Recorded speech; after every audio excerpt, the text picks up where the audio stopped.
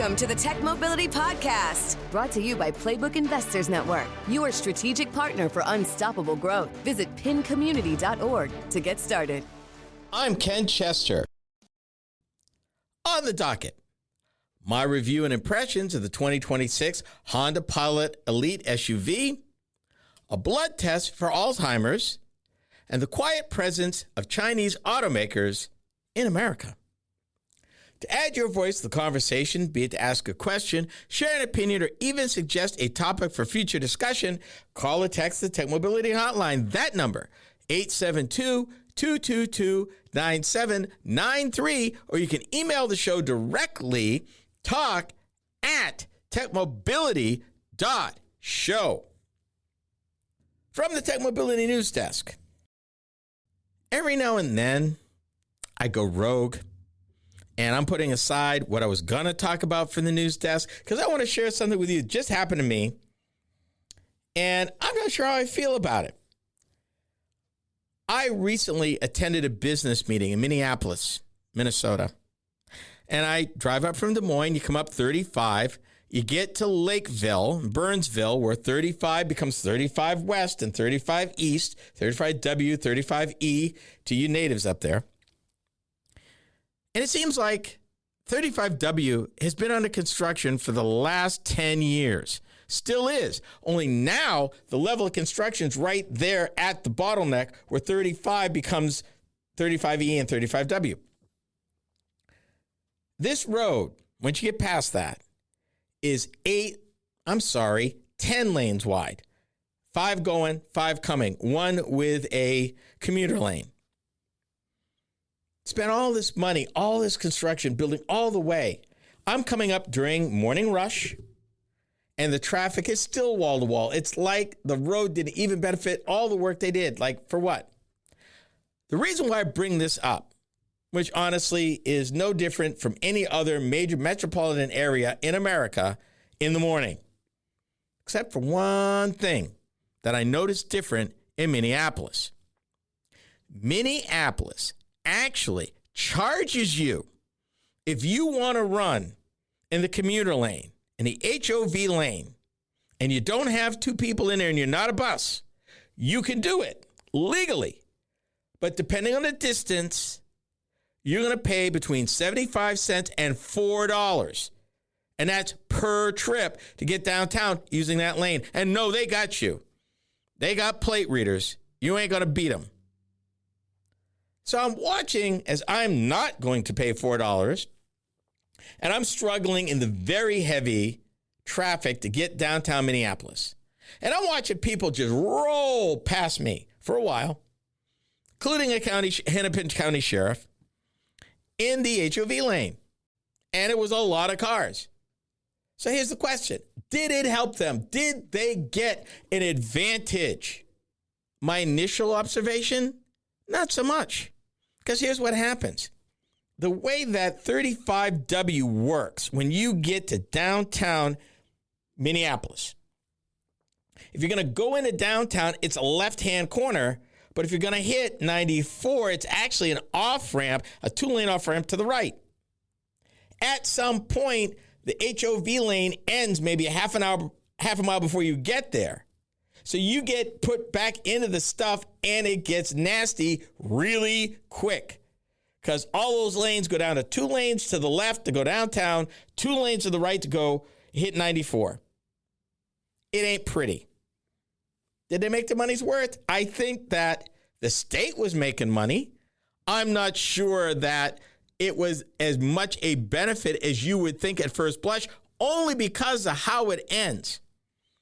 Now, if that HOV lane gave you the ability to get all the way downtown, all the way to 11th Street, all the way right literally into downtown, fine. But there's no room for them to do that. They have to stop it there because it is a nasty bottleneck of bridges and lanes and everything happening all at once to get into the city core. I can't even imagine how much money the state is making every morning doing that. And on the flip side, you could do that heading out of town. But when I headed out of town, it was less of a thing because the traffic wasn't nearly as bad. So why would I pay for it, although a few people did? I guess what I'm saying, we've talked a lot about different schemes for congestion pricing. This is the first interactive one that basically co-opted a commuter lane. Now, the signs did say if you are a city bus, sure, go for it. If you're having 2 or more people, you're not going to get charged, which means their sensors are reading all this. Which, again, I'm not sure how I feel about that. Because the sensors have to look at the vehicle, make a determination if, in fact, it's a chargeable vehicle because there's more than one person in the car. So there's that. And then there's $4, though. $4. And oh, by the way, if you're able to park on the street, it's $4 and it's $3 an hour to park on the street in Minneapolis in a parking spot. On top of the $4 you've already spent to get downtown, unless you have a dedicated spot or you work for a company that has private parking. Cities and towns, states are looking at different ways, like New York, and Boston's looking at this. Boston would make a fortune. Because when it comes to traffic style, it ain't LA, folks. It's Boston, Massachusetts, and it's within 40 miles. You ain't getting nowhere near Boston in the morning, commuter. In a car? No. They would make a fortune. But being a former Bay Stater, the pushback for having to pay, I wouldn't do it. I would not do it, and I would be against the state the whole way.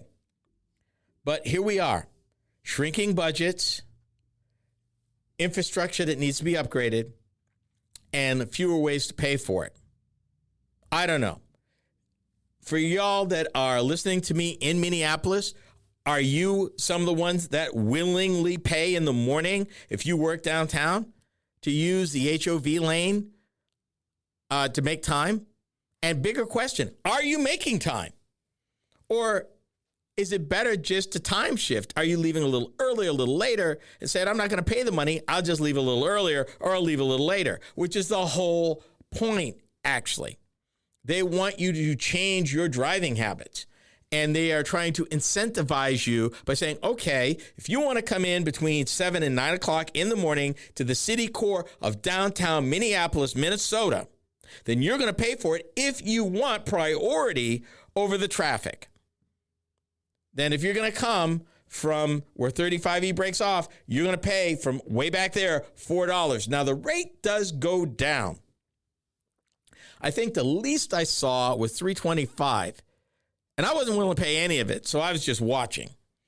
When I wasn't sure, and I suspect it's a little bit dynamic, I don't think it's just distance-based. I think it's volume-based as well.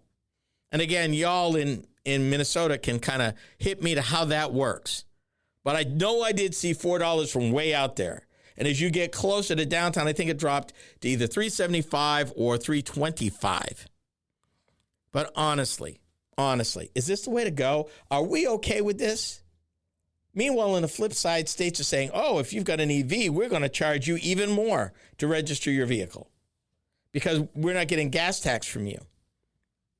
I don't know. Maybe public transportation isn't all it's cracked up to be in the Twin Cities. I know in Boston it is, and they still got killer traffic. And I don't mean that as a compliment. I mean that within 40 miles of Boston, and you're trying to get into Boston, you are better off parking your car and taking commuter rail. Really. It just does not work. Don't know. I'm kind of torn, but I wanted to share that with you because I was fascinated because I didn't know they had went to that as a part of the reconstruction of the road. And I watched the little lights as they blinked and recorded certain vehicles, blue or yellow. I think, okay, all right. But I'd be curious to see how much the state, and I'm assuming it's the state that's collecting it, is making each and every day on that stretch of road.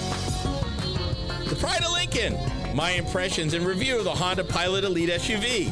You are listening to the Tech Mobility Show.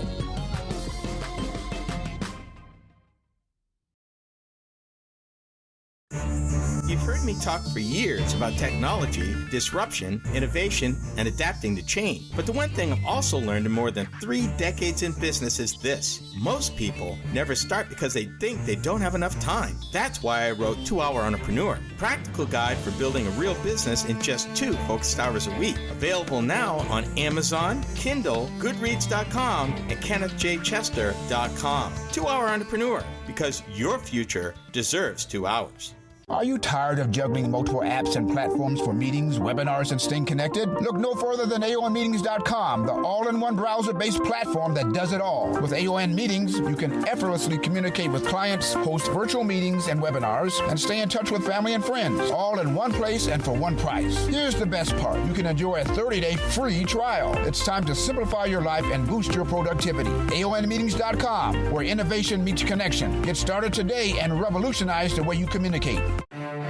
In business, opportunity doesn't wait, and neither should you. At Playbook Investors Network, we connect visionary entrepreneurs with the strategies, resources, and capital they need to win. Whether you're launching, scaling, or reimagining your business, our network turns ambition into measurable success. Your vision deserves more than a plan. It deserves a playbook that works. Playbook Investors Network, where bold ideas meet bold results. Visit pincommunity.org today. Quick question. What could your life look like 1 year from now if you invested just 2 focused hours a week into building something of your own? That's the idea behind my new book, 2 Hour Entrepreneur. No hype, no hustle culture, just practical steps to help busy people finally move from idea to action. Available now on Amazon, Kindle, Goodreads.com, and KennethJChester.com. 2 Hour Entrepreneur. Start where you are.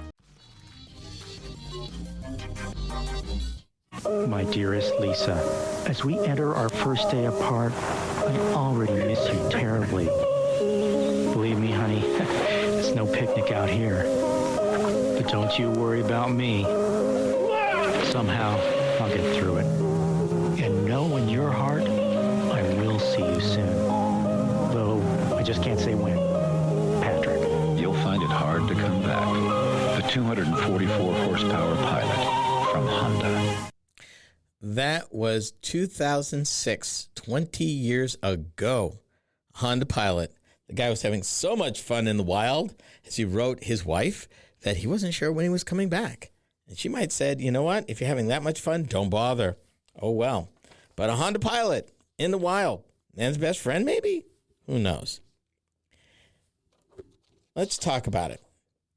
Originally introduced in April 2002 as a 2003 model, the Honda Pilot is a mid-size crossover SUV with 3-row seating.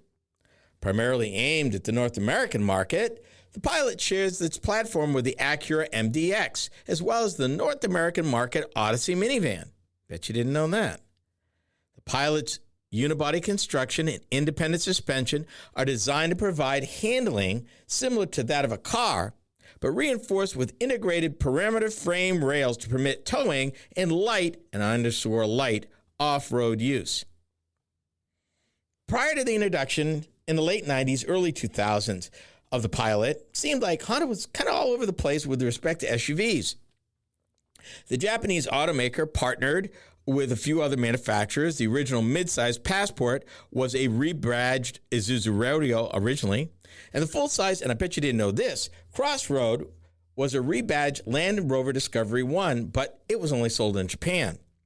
And both of these vehicles were what you call truck chassis, body on frame. First manufactured at Honda's Allison, Ontario manufacturing facility at launch, since 2025, Lincoln, Alabama, is now where the Pilot calls home. The fourth and current generation of the Pilot was introduced in November 2022 as a 2023 model.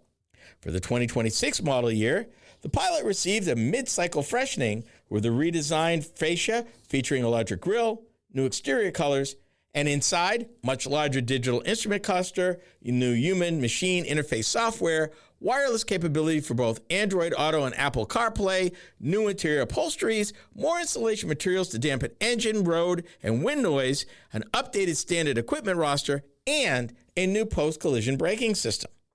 Available in 6 trim levels, Power is delivered by the automaker's tried and true 3.5-liter V6 gasoline engine that makes 285 horsepower and 262 foot-pounds of torque.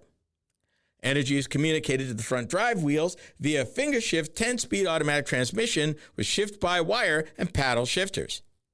Honda's second-gen intelligent variable torque management all-wheel drive system is available for Sport and EXL models as standard across the remaining upper trims.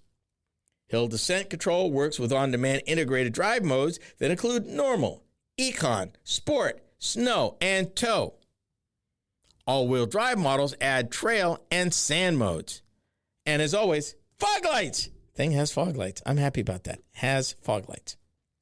EPA fuel economy ratings for front-wheel drive models are 19 city, 27 highway.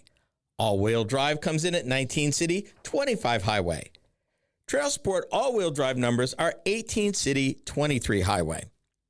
Cargo capacity is 87 cubic feet with both the second and third row seating folded flat. For Elite and Black Edition trim levels, it's 86.5 cubic feet. Towing capacity is 3,500 pounds for front-wheel drive and 5,000 pounds for all-wheel drive. So here's what I liked about the Pilot. The Honda Pilot is bigger than it looks and handles better than you would expect and delivers a smooth, quiet, solid experience when underway. Displays, controls, and switchgear are useful, but seem dated. USB ports and cup holders are available throughout the passenger cabin, even for third-row passengers. Inside, the Pilot boasts plenty of nooks and crannies throughout the cabin, even in the doors. Honda's seat management system is trick. It's the most versatile of any automaker. Easy and convenient to use to the extreme. Imagine a 3-row flat-floor SUV that makes the most of available interior space for every row of seating. The second row seats are magic.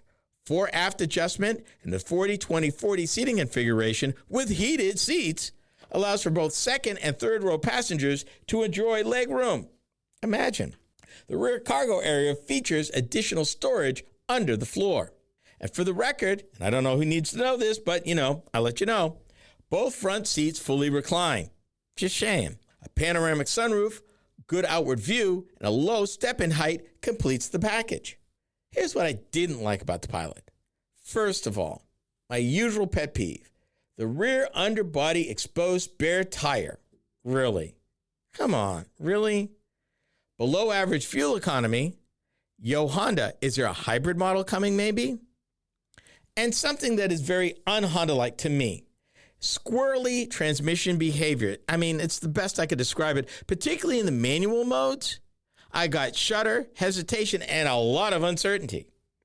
Not to mention a mid-throttle delay when calling for wide-open throttle at that mid-range speed, the kind of the merge speed when you're getting on a highway between 45 and 65 miles an hour. Basically, when you need it and you're putting your foot in it, it wants to think about it.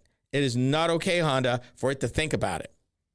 So I'm wondering if I'm dealing with transmission programming issues, maybe for this particular one. I'm willing to give Honda the benefit of the doubt right here, but I definitely would want to drive it again and hope that is not a systematic problem. So here's the bottom line. Overall, the Pilot is an impressive midsize SUV. Comfortable interior that is versatile and fair to all occupants, which is something I can't say about every 3-row SUV that I've driven. This one's fair. The experience, I thought, was marred by the funky transmission performance that may be limited to the test vehicle, I hope. The base manufacturer suggested retail price for the 2026 Honda Pilot SUV starts from $42,395 for the Sport 2-wheel drive and up to $55,195 for the Black Edition all-wheel drive. Destination charges add $1,495. So, as tested, and I need to preface this, Honda typically is not big on options. Typically, each of their trim levels come kind of one way, and the Elite is no different. I test drove a Pilot Elite, all-wheel drive, no optional equipment. Total cost, including destination charges for it, came to $55,190. Now, at that price, the Honda sits right in the middle of what mid-size SUVs are going for. The Kia being a little less expensive, the Hyundai being a little more, but there's a lot of awesome vehicles in that price point. And I'm talking roughly between $40,000 and $60,000. Well, you can't totally go wrong. This one is impressive because, like I said, it's got the heft of a Ford Explorer, but you wouldn't know it. It's got the room like one, but it don't drive like it and it don't handle like it. And it's actually a joy if I could just get around the transmission issue. Then I think we'd be straight. Extreme weather, no relief. Organizations asking Congress for help. It's time for a Colorado River update. This is the Tech Mobility Show.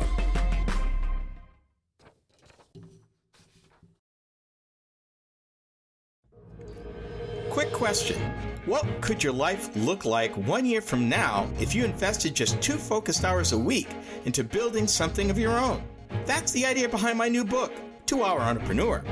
No hype, no hustle culture, just practical steps to help busy people finally move from idea to action. Available now on Amazon Kindle, Goodreads.com, and KennethJChester.com. 2 Hour Entrepreneur. Start where you are. Every great business starts with a spark, but taking it to the next level takes strategy, connections, and capital. That's where Playbook Investors Network comes in. We're your strategic partner for accelerating growth, navigating challenges, and capturing market opportunities before your competition does. Your business is more than an idea. Let's make it an impact. Playbook Investors Network. Your future starts here. Learn more at pincommunity.org. Researchers at Mass General Brigham Neuroscience Institute have developed a blood test that may predict if apparently healthy older adults are likely to develop Alzheimer's symptoms in the next 5 to 10 years. As reported in the JAMA and presented at the Alzheimer's Association International Conference in London, it could be a potential tool to speed drug development by helping to identify and enroll high-risk people in the studies of possible Alzheimer's treatments and preventative strategies. While they acknowledge that it's much too early for healthy people to seek out the test, it is a few steps in the right direction. This is topic B. There's a reason why I cover stuff like this. I lost my mom to dementia a few years back, and I miss her terribly. So when I come across stories like this, I'm sensitive to it, and I want to share this with you. But let me give you some context first. Every 67 seconds, that's the number, every 67 seconds, someone in America, not the world, America, develops Alzheimer's. It's estimated that nearly 500,000 new cases of Alzheimer's disease will be diagnosed this year. Of the 5.3 million Americans with Alzheimer's, 5.1 million are 65 and older. And here's a fact you didn't know. Approximately 200,000 individuals are younger than 65, what they call younger onset Alzheimer's. Almost 2/3 of Americans with Alzheimer's are women. Of the 5.1 million that are 65 or older, 3.2 million are women, 1.9 million are men. And although there are more non-Hispanic whites living with Alzheimer's and other dementias than people of any other racial or ethnic group in the United States, older African Americans and Hispanics are more likely than older white folk to get Alzheimer's disease and other dementias. And I know too many of my friends' moms, including mine, that's true. And it's heartbreaking. The number of Americans with Alzheimer's disease and other dementias will grow each year as the size and proportion of the U.S. population over 65 and older continues to increase. Last year, the number of people aged 65 and older with Alzheimer's disease was estimated to reach 7.1 million, a 40% increase from the 5.1 million age 65 and older affected just 10 years prior. By 2050, that number, folks 65 and older with Alzheimer's disease, may triple from 5.1 to 13.8 million, barring the development of medical breakthroughs to prevent or cure the disease. 11 years ago, they estimated that 700,000 people in the United States of America, 65 and older, will die with Alzheimer's. Alzheimer's is becoming a more common cause of death. And here's something you may not know. Alzheimer's is the only disease among the top 10 causes of death in America that cannot be prevented, cured, or even slowed. It's a death sentence. It's a death sentence. Approximately 2/3, and it expands to caregivers, 2/3 of caregivers are women and 34% are 65 or older. Back 12 years ago, friends and family of people with Alzheimer's and other dementias provided an estimated 17.9 billion hours of unpaid care, a contribution to the nation valued at $217.7 billion. By comparison, that is 46% of the net value of Walmart sales the year before and 8 times the total revenue of McDonald's. Now, you've probably heard, and I want to explain it to you. So you're saying, okay, I've heard the term Alzheimer's disease. What is it exactly? So let me explain it. Let me give it to you right here. Medical right here. Alzheimer's disease is a condition that gradually damages and destroys nerve cells called neurons in the brain. Researchers believe that these and other changes in the brain may result in symptoms of Alzheimer's, such as problems with memory and language. This continuum, where they measure people along that continuum, they measure brain changes from mild to severe dementia, treatments, risk factor, and future areas that they're looking at. One thing that they mentioned, how long individuals living with Alzheimer's spend in each part of this continuum varies, and it's influenced by age, genetics, and other factors. Alzheimer's disease is progressive, meaning the brain changes increase and symptoms worsen with time. Let me give this to you. When my mom got sick, we did some research, and we learned that there were 167 different types of dementia. 167. Let me give you the common types. Alzheimer's is a type of dementia. They estimated that upwards of 80% of all dementias is Alzheimer's. There is cerebrovascular disease, where blood vessels in the brain are damaged or brain tissues are injured from not receiving enough blood, oxygen, or nutrients. People with these changes develop dementia symptoms and are said to have vascular dementia. They've got something called front temporal degeneration, or FTD.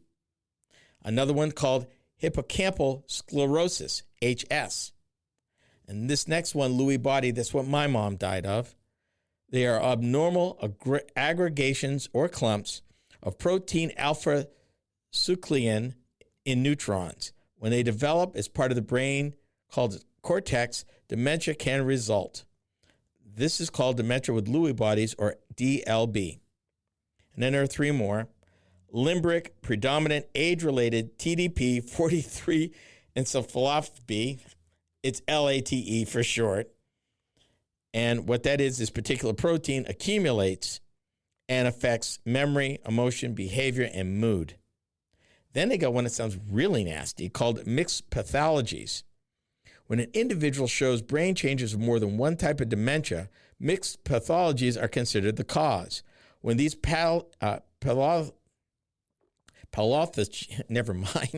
when they result in dementia symptoms during life, the person is said to have mixed dementia or mixed etiology dementia.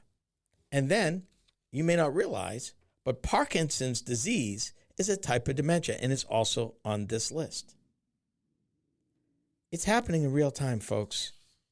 So when I announced at the beginning of the section that researchers have developed a test that at the very least will identify those people who are healthy that may be at greater risk, it's an opportunity to study, develop, and maybe come up with some preventative care, if not some cure, if you will, because right now there isn't one.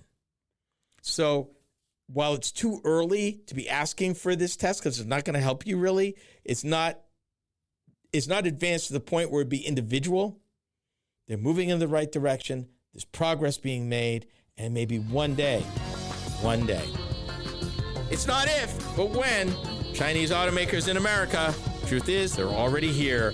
We are the Tech Mobility Show.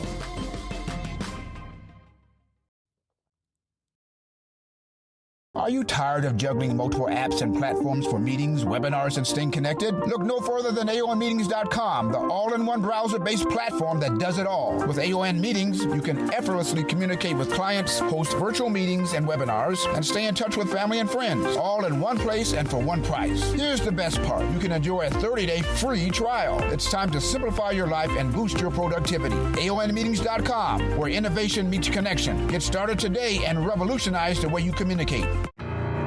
You know, after years of hosting these programs and talking with entrepreneurs, innovators, and business leaders, I realized something. A lot of people aren't lacking ideas. They're lacking a realistic path to start. That's why I wrote 2-Hour Entrepreneur. It's for people with jobs, families, responsibilities, and dreams that have been sitting on the shelf for too long. Launching now on Amazon Kindle, Goodreads.com, and KennethJChester.com. 2-Hour Entrepreneur. Progress starts small. You've got the drive. You've got the vision. Now you need the right partner to make it happen. At Playbook Investors Network, we power ambitious leaders with the tools, insight, and investment connections to move faster, grow stronger, and lead markets. We're more than advisors. We're your co-pilots in success. Because in business, standing still is not an option. Playbook Investors Network, fueling ambition, delivering results. Visit pincommunity.org. Are you tired of juggling multiple apps and platforms for meetings, webinars, and staying connected? Look no further than AONmeetings.com, the all-in-one browser-based platform that does it all. With AON Meetings, you can effortlessly communicate with clients, host virtual meetings and webinars, and stay in touch with family and friends, all in one place and for one price. Here's the best part. You can enjoy a 30-day free trial. It's time to simplify your life and boost your productivity. AONmeetings.com, where innovation meets connection. Get started today and revolutionize the way you communicate. When it comes to Chinese automakers operating in the United States, folks ask the wrong question. It's not a matter of never having in the country, never letting them in, or how to let them in. Honestly, it's a question of when. And more importantly, that issue actually has already been answered because they're already here. Even more to the point, a number of y'all Americans have been out there driving Chinese manufactured vehicles without you knowing it. And I don't mean recently. I'm going to give you some examples in a minute. Grab some popcorn because this is going to get interesting. This is Topic C. Let me name drop. Buick Envision, Cadillac CT6 Hybrid, Volvo S80. The three vehicles I just mentioned were at one point made in China, exported and sold in the United States. And fun fact, the Buick Envision still is Chinese made. If you're driving it, it was made in China, in case you didn't know. Not Mexico, not Canada, China. Yes, since it has launched. Now, Buick's talking about moving it to the Fairfax plant in Kansas City here, but you're still another year, 2 years away from that happening. But right now, if you just bought a new Buick Envision, you bought a Chinese-made vehicle. What if I told you that a Chinese company in the United States right now has a manufacturing plant and is building vehicles right now in the United States of America, and they've been doing it for a number of years? Don't believe me? It's called BYD Bus Company. in Lancaster, California. They've been building buses and electric buses. If you've ever seen a BYD bus on a street in America, yeah, it was built in California, but it was built by a Chinese automaker. And another fun fact, that particular Chinese automaker, BYD, about 10, 15 years ago, Warren Buffett invested in the company. I believe they're divested now, but they invested. And that's the thing. A lot of these Chinese companies have relationships with global automobile manufacturers or American domestic manufacturers. Let me give you an example. For example, we talked about BYD. Chery Motors, China's largest exporter of passenger cars. You know who they teamed with in China? General Motors. Making that same case, another GM partner, SAIC, the Shanghai Automotive Industry Corp. Again, a GM partner in China. You may have read Canada is allowing Chinese manufacturers to import into Canada 49,000 Chinese vehicles. What you don't know is how many factories China's already set up and are operating in Mexico that they're selling in Mexico and South America. How long do you think it's going to be before they get here? And for the fun part, I mentioned BYD. You realize how many other Chinese companies have quiet R&D operations or outposts or logistics operations in the United States today? More than one or two. Why are they here? Because after China, if you take a separate country and you don't include Europe as a block, Europe is number 2, but as a separate country, the United States is the second largest automobile market in the world. It's like the old New York saying, if you can make it there, you can make it anywhere. People want to come in and sell here. Now, I know what some of you are saying, well, why is America putting over 100% tariff on Chinese vehicles? We want those inexpensive vehicles. Why is Detroit making us spend $50,000, $60,000, $70,000? Let me give you some truth. In China, a communist country, the government, the national government, regional governments, and in some cases, cities and towns, subsidize heavily those automakers. They're losing money. If they had to stand alone, they couldn't do it. They're getting big time money to push those prices down. And they're making inroads. They're expanding plants in Europe. They're building plants in Mexico. They're coming into Canada. And they got listening posts out in the United States on the down low right now because they want to keep up with trends. The problem here is the thinking. I would have let them in. Tell you why. Number one, competition is good. Number two, it would give folks a chance to see what they're doing, to see what you can do. And number three, if in fact they are dumping, you go through the normal channels. Don't keep them out. Let them in. Let them in, learn like they did for the last 40 years. In China, back in the day, if you wanted to sell in China, you had to team up with a Chinese company, and they got 51% of the joint venture.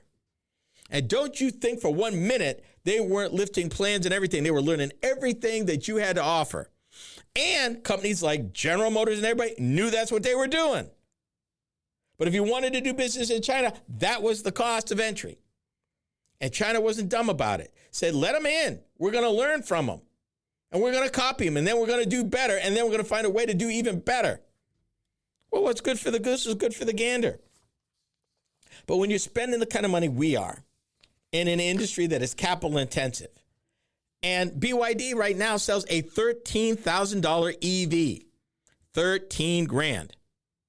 And because of how they're subsidized by the government big time, they can put all these crazy technologically advanced things in them because they're not bearing the fullness of the cost. That's why Chinese are so cheap. They're heavily automated, heavily subsidized, and very aggressive. Aggression keeps people sharp. When you're not sharp, you get lazy. When you get lazy, you get left behind. A little bit of competition is good. And we've done it before. When the Japanese were bum rushing us back in the early 80s, we made them build plants here. And they did. And I think the whole industry is better off for it because Detroit got a wake-up call. And they had to step up or step out. And they did. And they got over it. Prior to that, a lot of the small stuff they were building was awful. And I'm being polite. Competition's not a bad thing. It's part of what capitalism's all about. And no, China's not playing fair, but that's okay. I believe in American ingenuity. Let them come. Let them see and let them try to compete, and we'll just compete better. We'll work harder. We'll figure out what they're doing and do it better. That is how this works. But they're here, folks. They ain't trying to be here. They're here.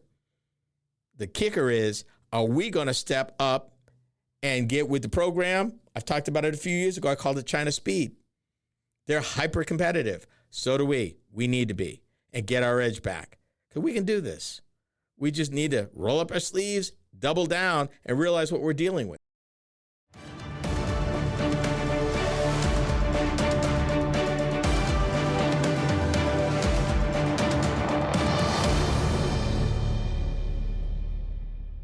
This is the Tech Mobility Podcast. If you've been waiting for the perfect time to start your business idea, let me save you some time. That moment probably isn't coming, but 2 focused hours a week? Yeah, most of us can find that.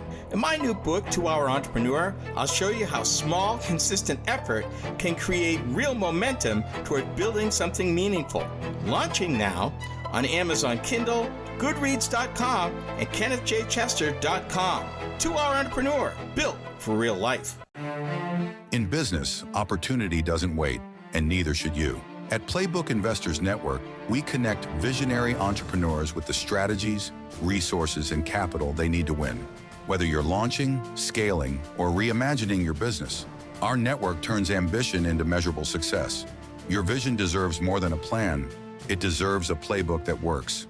Playbook Investors Network, where bold ideas meet bold results. Visit pincommunity.org today. Are you tired of juggling multiple apps and platforms for meetings, webinars, and staying connected? Look no further than AONmeetings.com, the all-in-one browser-based platform that does it all. With AON Meetings, you can effortlessly communicate with clients, host virtual meetings and webinars, and stay in touch with family and friends, all in one place and for one price. Here's the best part. You can enjoy a 30-day free trial. It's time to simplify your life and boost your productivity. AONmeetings.com, where innovation meets connection. Get started today and revolutionize the way you communicate. You've heard me talk for years about technology, disruption, innovation, and adapting to change. But the one thing I've also learned in more than 3 decades in business is this. Most people never start because they think they don't have enough time. That's why I wrote 2-Hour Entrepreneur, a practical guide for building a real business in just 2 focused hours a week. Available now on Amazon, Kindle, Goodreads.com, and KennethJChester.com. 2-Hour Entrepreneur, because your future deserves 2 hours.